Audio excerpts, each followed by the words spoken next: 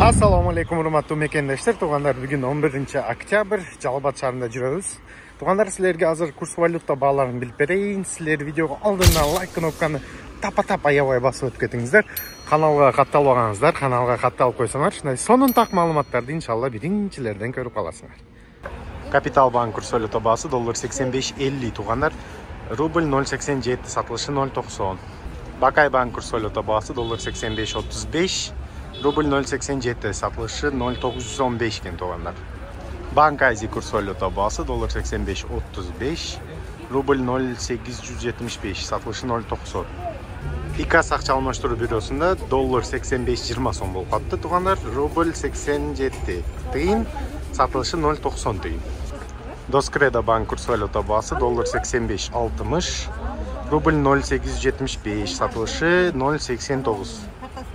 М-банк курс валюта баасы $85.60, рубль 0.87, сатылышы 0.89.